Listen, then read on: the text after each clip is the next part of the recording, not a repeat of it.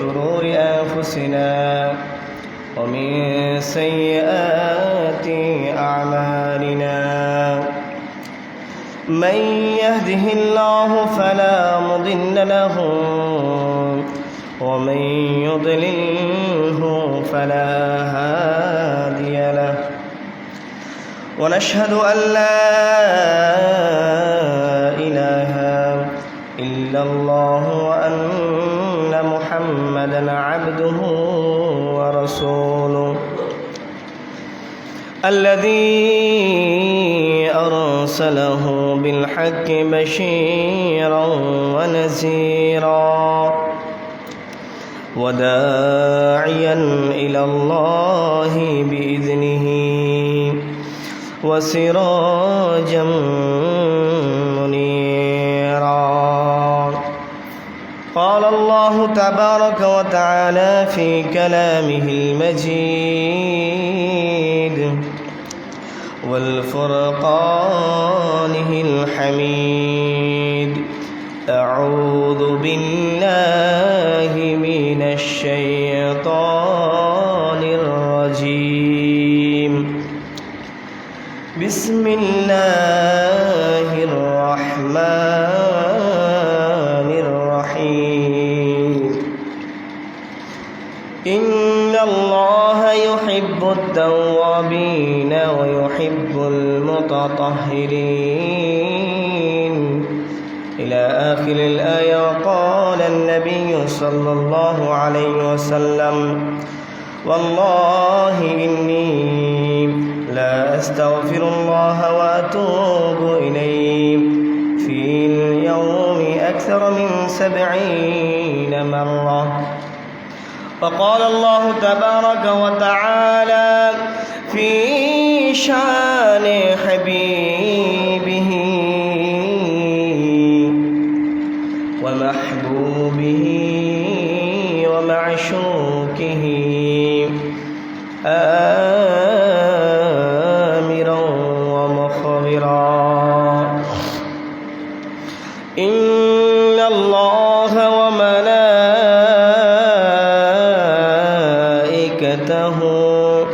يصلون على النبي يا أيها الذين آمنوا صلوا عليه وسلموا تسليما.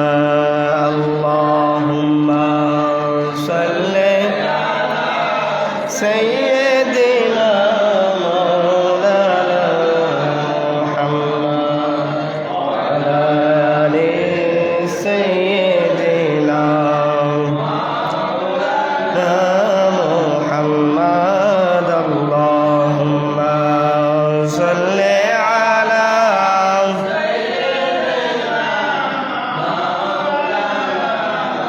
محمد وعلى آل مولانا محمد. দিবানিশি মনরে আমরার আর দিও না যন্ত্রণা ধনী যদি হইতাম ধনী যাইতাম সোনার মদিনায়। আল্লাহুম্মা সাল্লি আলা মাওলানা মুহাম্মদ ওয়া আলা আলি মাওলানা মুহাম্মদ। এই নামের মহিমা বড়, এই নামের শিলা ধরো, এই নামটি জপন করো। সল্লু আলা মুহাম্মদ। আল্লাহুম্মা সাল্লি আলা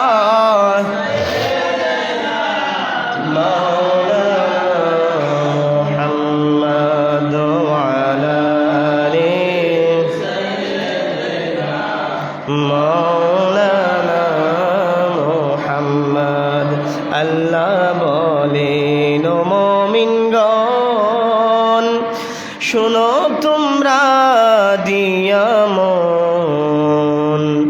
আমি পড়ি তোমরা পড়ো সাল্লু আলা মুহাম্মাদ আল্লাহুম্মা সাল্লি আলা সাইয়্যিদিনা মাওলানা মুহাম্মাদ ওয়া আলা আলি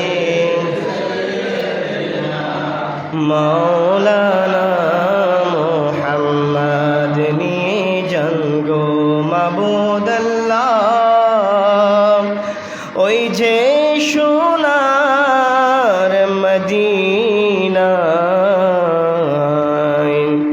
প্রাণ ভরিয়া করব সালাম দেখে নবীর আওয়াজ আল্লাহুম্মা সাল্লি আলা সাইয়্যিদিনা মাওলানা মুহাম্মাদ ওয়া আলা সাইয়্যিদিনা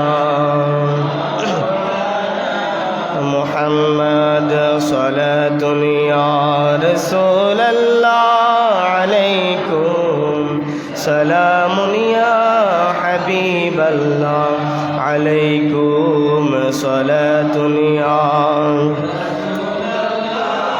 আলাইকুম সালামুন ইয়া হাবিবাল্লাহ আলাইকুম দেখা দো ইয়া রাসূলাল্লাহ दिखा दो मेरे आका मेरे मौला दिखा दो सलातुन या अलैकुम सलामुन या हबीबल्लाह अलैकुम खुदाए खुद खरीदारे मोहम्मद खुदा मिलता बबाजारे मोहम्मद सलातुन या रसूल अल्लाह अलैकुम मुनिया हबीब अल्लाह अलैकुम मरहबा या मरहबा या मरहबा रहमतल लिल आलमीन मरहबा सलातुन या रसूल अल्लाह अलैकुम सलामुन या हबीब अल्लाह अलैकुम सलातुन या रसूल अल्लाह अलैकुम सलामुन या हबीब अल्लाह अलैकुम अम्मा बाद सम्मानित मुआज्जज हाजिरिन सम्मानित मुसलिम इकराम পর্দানিশীন আছেন আমার মা ও বোনেরা সকলের প্রতি আমার আন্তরিক সালাম আবারও সালাম দিচ্ছি আসসালামু আলাইকুম ওয়া রাহমাতুল্লাহি ওয়া বারাকাতুহু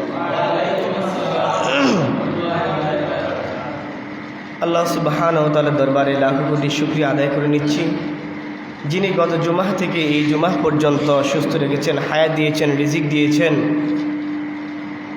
নতুন একটা মাসে আমাদেরকে উপনীত করেছেন সফর মাসের প্রথম জুমায় সবাইকে এই কাবাতুস সানিতে একত্রিত করেছেন সেই মহান মনিবের দরবারে অসংখ্য অগণিত লাখ কোটি শুকরিয়া আদায় করে নিচ্ছি আল্লাহ সুবহানাহু ওয়া তাআলার দরবারে সকলে বলি আলহামদুলিল্লাহ। আমরা যদি ইচ্ছা করতাম তাহলে আমরা আসতে পারতাম না মসজিদে। আমাদের ইচ্ছায় কিছু যায় আসে না, আমাদের ইচ্ছায় কিছু হয় না।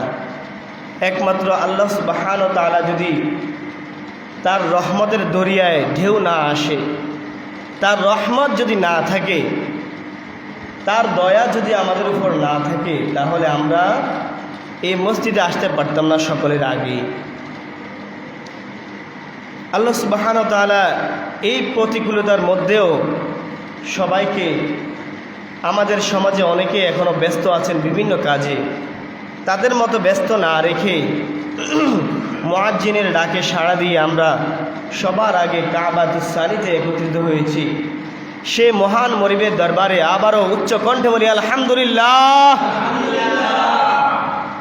অসংখ্য অগণিত দুরূদ ও সালাম প্রেরণ করে নিচ্ছি মানবতার মুক্তির দিশারি সাইয়্যিদুল মুরসালিন শাফিউল মুজনাবিন উম্মতের কান্ডারি নবী, দু জাহানের বাদশা নবী, সৈয়দুল মুরসালিন, শাফিউল মুজনবিন, সেই রহমতের নবীর কদম মুবারকে সকলে বলি সাল্লাল্লাহু আলাইহি ওয়াসাল্লাম। সম্মানিত মুআজ্জাজ হাজরিন, শুক্রবার যখন আসে, এই শুক্রবারের অনেক ফজিলত রয়েছে। আমি অনেক জুমায় আলোচনা করেছি।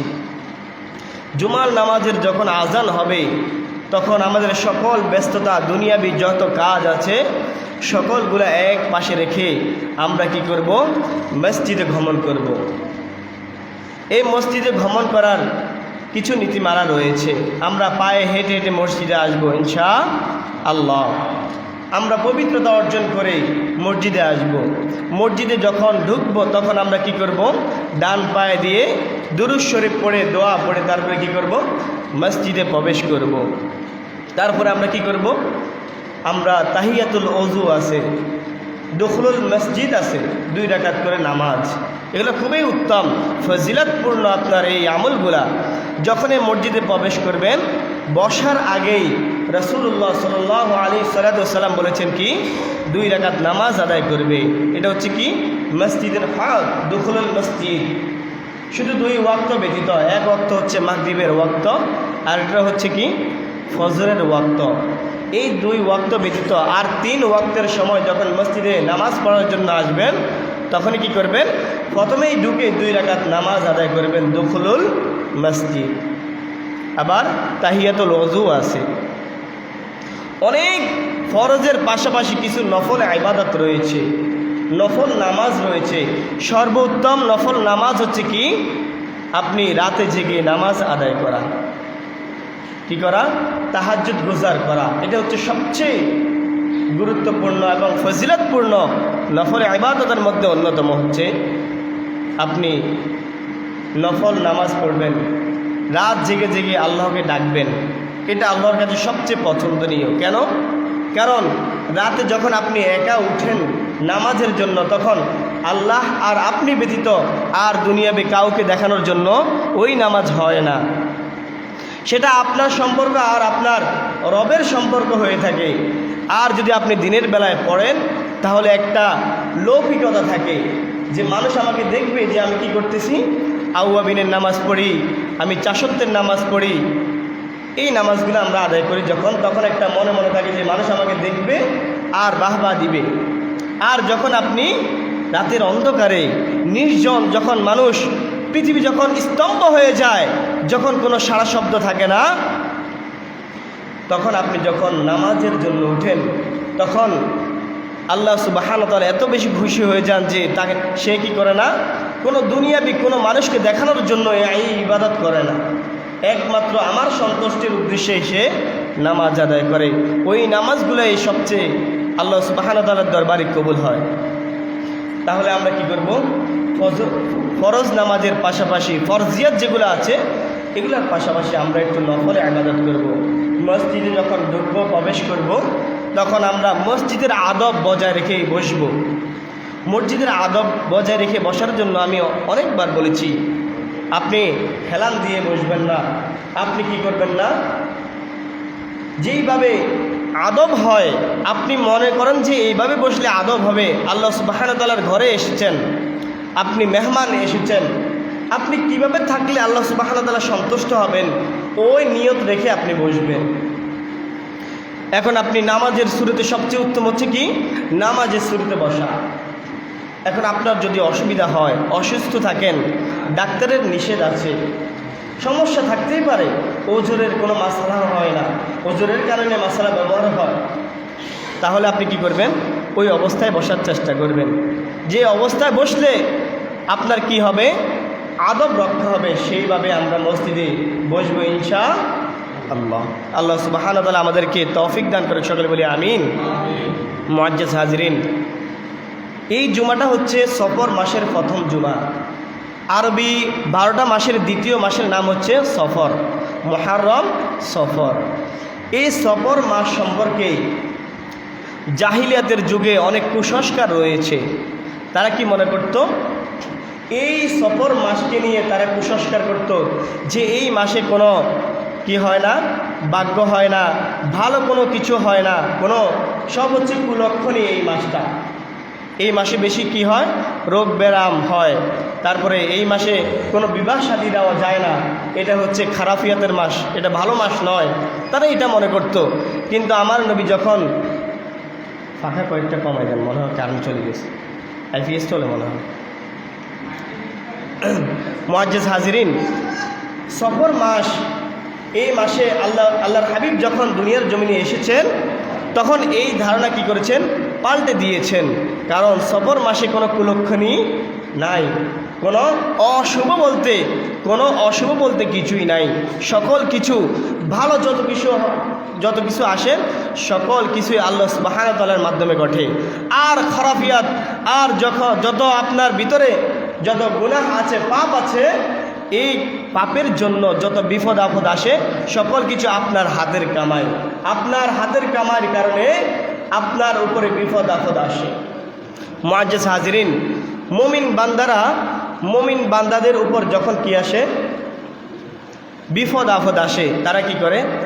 ধৈর্য ধারণ করে। একটু খেয়াল করেন, যখন মুমিন বান্দাদের উপরে আল্লাহ সুবহানাহু ওয়া তাআলা কি করেন? কোনো পরীক্ষা নেন, তখন তার উপর কি করেন? কিছু দুনিয়াবি কিছু কি করেন? বালা মুসিবত দান করেন। কি জন্য? এই মুমিন বান্দারে পরীক্ষা করার জন্য, যে এই বিপদের মুহূর্তে সে কি আমার উপর ইস্তেকামত রয়েছে, সে কি ধৈর্য ধারণ করেছে। আমি তো কুরআনুল মাজিদে বলে দিয়েছি, ইন্নাল্লাহা মাআস সাবিরিন, নিশ্চয়ই আমি ধৈর্যশীল যারা আছে তাদের সঙ্গে আমি থাকি। পড়ি সুবহানাল্লাহ। তাহলে মুমিন বান্দাদের পরীক্ষা নেওয়ার জন্য সাময়িক কিছু পরীক্ষা নেন। দাউদ আলাইহিস সালামকে প্রায় 18 বছর পরীক্ষা নিয়েছেন। তার পুরা শরীরের অঙ্গ প্রত্যঙ্গ এমন কোনো জায়গা নাই যে কি পোকা দিয়ে খাওয়ার নাই। তার শরীরে যত গোস্ত আছে, যত মাংস আছে, সকল কিছু কিনা দিয়ে খাওয়াইছেন পরীক্ষা নেওয়ার জন্য। কি জন্য? পরীক্ষা নেওয়ার জন্য।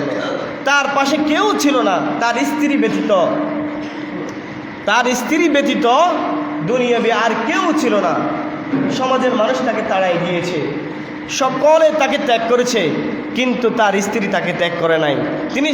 তার স্ত্রী তাকে চিনেছেন যে তিনি আল্লাহ সুবহানাহু ওয়া তাআলার মনোনীত পয়গম্বর, মনোনীত নবী। সেজন্য তিনি কি করেন নাই? তাকে ত্যাগ করতে করেন নাই। এইভাবে আল্লাহ সুবহানাহু ওয়া তাআলা বলেন, ওয়ালানাবলুওয়ান্নাকুম বিশাইইম মিনাল খাউফি ওয়াল জু'i ওয়া নাকসিম মিনাল আমওয়ালি ওয়াল আনফুসি ওয়াস সামারাত ওয়া বাশশিরিস সাবিরিন। বলি সুবহানাল্লাহ। আল্লাহ সুবহানাহু ওয়া তাআলা কি করেন? আল্লাহ সুবহানাহু ওয়া তাআলা আমাদের পরীক্ষা নেন। তার ধন সম্পদ হানি হয়ে সন্তানকে নিয়ে, সন্তান দিয়েছেন আবার নিয়ে গিয়েছেন, সম্পদ দিয়েছেন আবার নিয়ে গিয়েছেন। এইভাবে কি করেন? আল্লাহ সুবহানাহু ওয়া তাআলা আমাদেরকে পরীক্ষা নেন। তবে সফল কাম ওই ব্যক্তি, ওরাই সফল কাম যারা কি করে? এই বিপদের মধ্যে ধৈর্য ধারণ করে। এই বিপদের মধ্যে কি করে? ধৈর্য ধারণ করে। আর বলে কি? ক্বালু ইন্না লিল্লাহি ওয়া ইন্না ইলাইহি রাজিউন। আল্লাহর পক্ষ থেকে যা এসেছে তাতে আমরা সন্তুষ্ট। আল্লাহ তাআলার পক্ষ থেকে এসেছে, আল্লাহ তাআলা আমাদের থেকে নিয়েছেন। আমরা এর উপর কি থাকবো? ধৈর্য ধারণ করব, ইস্তেকামত থাকবো। এরা কারা করে? মুমিন যারা ঈমান আনয়ন করেছে, যাদের মধ্যে ঈমানিয়ত রয়েছে, আকীদা এবং ঈমানের দুরস্ত শক্ত এবং মজবুত রয়েছে, তারা এই রকম কি করে? ধৈর্য ধারণ করে। পক্ষান্তরে যারা মুনাফিক আছে তারা কি করে? অস্থির হয়ে যায়। যখন বিপদ আপদ আসে তখন কি বলে? যে আল্লাহ সুবহানাহু ওয়া তাআলা শুধু আমাকে দেখে, আর সমাজের মধ্যে তাদেরকে দেখতে পারে না, ওদেরকে দেখতে পারে না, শুধু সকল বিপদ আপদ আমার মাথার উপরে দেয়। এই জন্যেই পরীক্ষা নেন আল্লাহ সুবহানাহু ওয়া তাআলা আমাদের ঈমান মজবুত হওয়ার জন্য, আমাদের ঈমান দৃঢ় হওয়ার জন্য আল্লাহ সুবহানাহু ওয়া তাআলা মাঝে মধ্যে আমাদেরকে পরীক্ষা নেন। তবে আমরা কি করব? এই বিপদের মধ্যে আমরা ধৈর্য ধারণ করব। আল্লাহ সুবহানাহু ওয়া তাআলা মুমিন বান্দাদেরকে যখন কি করেন? অসুস্থ করান, রোগ দেন, বিমার দেন, তখন এই মুমিন বান্দা যখন সুস্থ হয়ে যায় তখন সাথে সাথে তার গুনাহের কাফফারা, এই অসুস্থ হয়েছে যে এই গুনাহের কাফফারা হয়ে যায়। পড়ি সুবহানাল্লাহ। গুনাহের কাফফারা হয়ে যায় মুমিন বান্দাদের অসুস্থতা। আপনি এটাকে নিয়ামত মনে করতে হবে যে এই নিয়ামত দিয়েছেন আল্লাহ সুবহানাহু ওয়া তাআলা, আবার নিয়ে যাবেন আল্লাহ সুবহানাহু ওয়া তাআলা। আমাদেরকে এখানে ধৈর্যের পরীক্ষা দিতে হবে, আমাকে ধৈর্যের পরীক্ষা দিয়ে উত্তীর্ণ হতে হবে, আমাকে অবিচল হতে হবে না। অবিচল থাকা যাবে না, মুমিন বান্দারা কখনো অবিচল হয় না, কারণ তার সাথে সর্বদা কে থাকেন? আল্লাহ সুবহানাহু ওয়া তাআলা থাকেন। কই সুবহানাল্লাহ। মুআজ্জাজ হাজিরিন, গত জুমায় আমি আলোচনা করেছি তওবা সম্পর্কে, আপনাদের মনে আছে তো সবার? খাঁটি তওবা যদি কে করতে পারে, তওবা এবং ইস্তেগফার এই দুইটা জিনিস কত মহান, আমি অনেকটা উদাহরণ দিয়েছি, হাদিসে পাক শুনিয়েছি। এই তওবা সম্পর্কে আল্লাহ সুবহানাহু ওয়া তাআলা বলেন, ইন্নাল্লাহা ইউহিব্বুত তাওয়াবিনা ওয়া ইউহিব্বুল মুতাতাহহিরিন। নিশ্চয় ইন্নাল্লাহা ইউহিব্বুত তাওয়াবিনা, নিশ্চয় যারা তওবা করে আমি তাদেরকে ভালোবাসি। কই সুবহানাল্লাহ। ওয়া ইউহিব্বুল মুতাতাহহিরিন, আমি তাদেরকে পুত পবিত্র করে দেই। কই সুবহানাল্লাহ। তাহলে আমরা তওবা করতে রাজি আছি না নাই? সকলে রাজি আছেন তো ইনশাআল্লাহ? তাহলে আমরা সকলে ইস্তেগফারের হালতে থাকব। সবসময় মসজিদে যখন আসব তখন ইস্তেগফারের হালতে থাকব, ইস্তেগফার পড়ব বেশি বেশি। আস্তাগফিরুল্লাহ আস্তাগফিরুল্লাহ, এটা মুখে মুখে বলতে থাকবেন।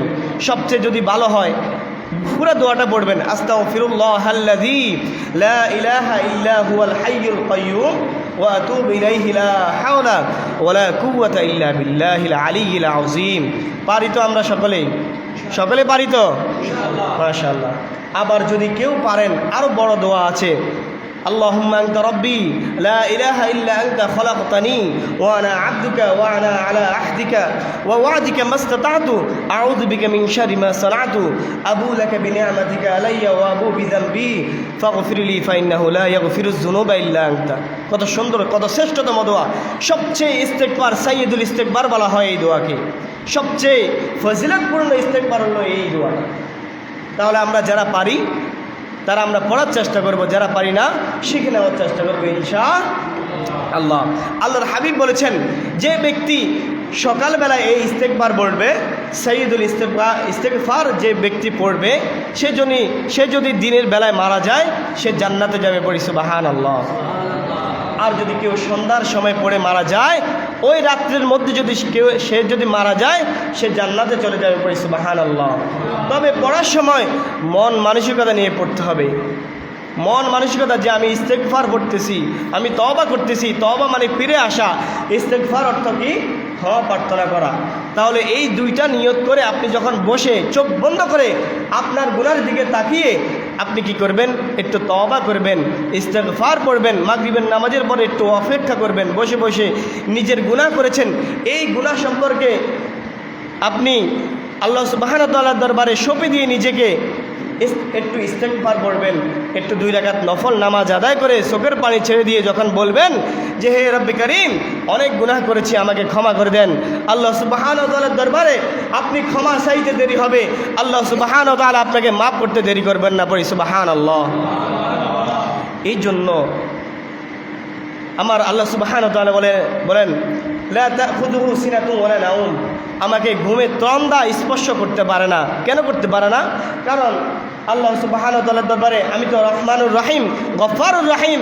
আমি দিনের বেলায় যেইভাবে সজাগ থাকি, যেইভাবে আমি দৃষ্টিগোচর রাখি আমার বান্দাদের উপর, আমি রাতের বেলায় এই অবস্থায় থাকি। পড়ি সুবহানাল্লাহ। এই জন্যই বলেছেন লা তাখুযুহু সিনাতুন ওয়ালা নাউম, আমাকে তন্দ্রাও স্পর্শ করতে পারে না। পড়ি সুবহানাল্লাহ। কারণ কি? তন্দ্রা মানে নিদ্রা, একটু ঘুমে। আমাদেরকে তো তন্দ্রা একটু স্পর্শ করলে আমরা কী করি?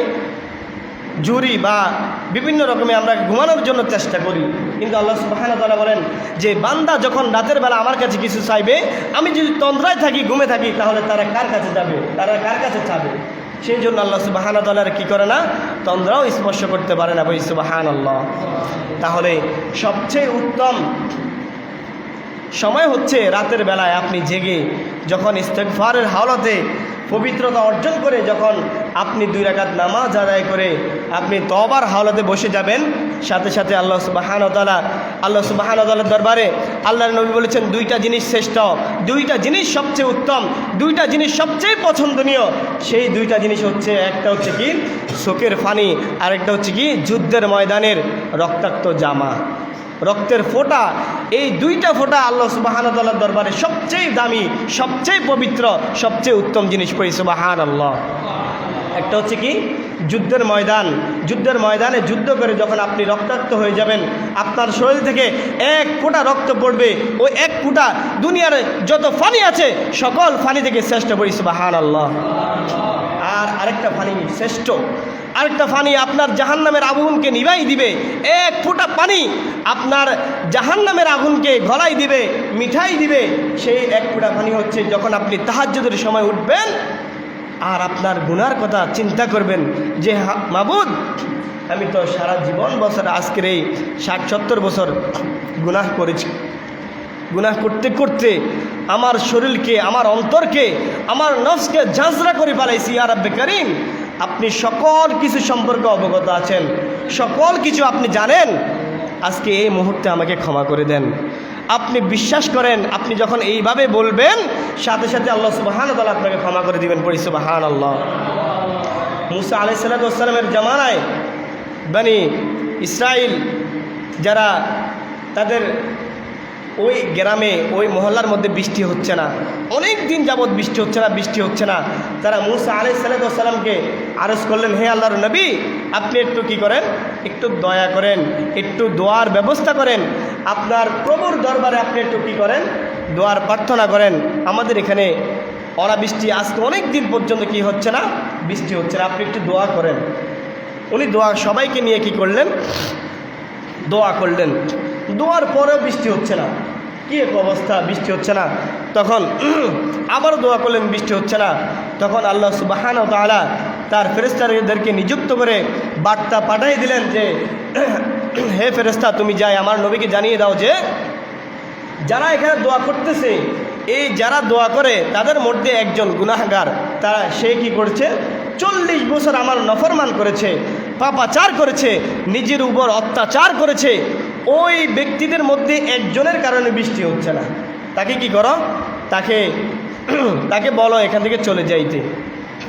তিনি কি করেছেন, এই বার্তা যখন এসেছে আল্লাহ তাআলার পক্ষ থেকে, মুসা আলাইহিস সালাম কি করেছেন, সকলকে বলেছেন, তোমরা এখানে কারা আছো যারা কি করেছ, যে 40 বছর আল্লাহ সুবহানাহু ওয়া তাআলার নফরমানি করেছ, তুমি আস্তে এখান থেকে উঠে চলে যাও, তোমার জন্য বৃষ্টি হচ্ছে না, দোয়া কবুল হচ্ছে না। যে গুনাহগার সে চিন্তা করলো, আমি যদি এখন এখান থেকে উঠে যাই তাহলে এই যে যত লোক আছে সকলে আমাকে চিনে যাবে, আমাকে পাপাচার হিসেবে সকলে জানবে, গুনাহ করবে। তিনি কি করলেন, লজ্জাবোধ করলেন, নিজেকে লজ্জাবোধ করলেন, নিজের উপর তিনি ঘৃণা চলে আসলো। তিনি কি করলেন, সাথে সাথে তার মাথার উপর রুমাল দিয়ে কি করলেন, তওবা করে নিলেন, ইস্তেগফার করে নিলেন, আর আল্লাহ সুবহানাহু ওয়া তাআলার সাথে অঙ্গীকার করলেন যে আমি যতদিন বাঁচব আমি আর গুনাহের কাজে লিপ্ত হব না। সে তওবা করতে দেরি, সাথে সাথে বৃষ্টি হতে আর দেরি হলো না। বলি সুবহানাল্লাহ। তখন মুসা আলাইহিস সালাম বললেন, হে রব্বি করিম, আমি এত দোয়া করলাম, আমার দোয়াখানি কবুল হলো না, এখান থেকে কোনো লোক উঠেও গেল না, তাহলে আপনি কেন এখন বৃষ্টি দিলেন? তখন আল্লাহ সুবহানাহু ওয়া তাআলা বললেন যে, হে মুসা, তুমি যখন বলেছ যে কে পাপাচার করেছে, 40 বছর যাবৎ নিজের উপর অত্যাচার করেছে, সে কি করেছে, সে নিজেকে অনুতপ্ত হয়েছে, সে গিয়েছে, সে তওবা করেছে, ইস্তেগফার করেছে, সাথে সাথে আমি কি করেছি, সাথে সাথে তার তওবা কবুল করে নিয়েছে আর বৃষ্টি ঝরিয়ে দিয়েছে। বলি সুবহানাল্লাহ। মুসা আলাইহিস সালাম আরজ করলেন, হে রব্বে করিম, ওই ব্যক্তিটাকে আমাকে একটু দেখান। আল্লাহ সুবহানাহু ওয়া তাআলা বলেন, হে মুসা, আমি এত মানুষের মধ্যে তাকে কি করে নাই, লজ্জা দেই নাই, তাকে উঠতে যাইতে বলি নাই, আমি ওই সময় তাকে লজ্জা দেই নাই, আর এখন তোমার সাথে পরিচয় করিয়ে দিয়ে তাকে লজ্জা দিব, এটা আমি কখনো করব না। আল্লাহ সুবহানাহু ওয়া তাআলা কি হিকমত একটু দেখেন। আপনি গুনাহ করেছেন, এই গুনাহ আল্লাহ সুবহানাহু ওয়া তাআলা জানেন। উনি কি করবেন? কাল কিয়ামতের ময়দানে আপনি যে তওবা করেছেন, এই তওবার বদৌলতে আপনি যে স্বীয় গুনাহ করেছেন, এই গুনাহগুলা আল্লাহ সুবহানাহু ওয়া তাআলা গোপন রাখবেন। বলি সুবহানাল্লাহ। তাহলে আমরা যারা গুনাহ করেছি, নিজের নফসের উপর অত্যাচার করেছি, জুলুম করেছি, আমরা একটু কি করব? তওবা করব। সকলে রাজি আছি তো ইনশাআল্লাহ? আরেকটা ঘটনা, নবীজির জামানায় দাহিয়াতুল কলবি নাম শুনেছেন? নবীজির সাহাবী দাহিয়াতুল কলবি রাদিয়াল্লাহু তাআলা আনহু। একটু সময় নিচ্ছি মুআজ্জাজ হাজিরিন। দাহিয়াতুল কলবি রাদিয়াল্লাহু তাআলা আনহু উনি নবীর পাশে এসেছেন।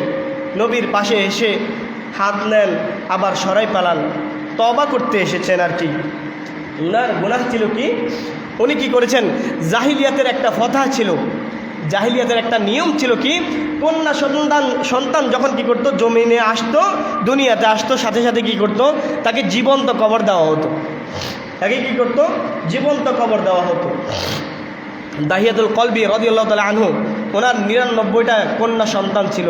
উনি একটা একটা করে সবাইকে জীবন্ত কবর দিয়েছেন। তবে লাস্টে একটা কন্যা সন্তান ছিল, এত ফুটফুটে, এত সুন্দর ছিল। তাকে যখন তার মাকে বলল তাকে সাজাই দাও, আমরা বেড়াতে যাব এক জায়গায়, উনি তাকে নিয়ে গেছেন মরুভূমির মধ্যে।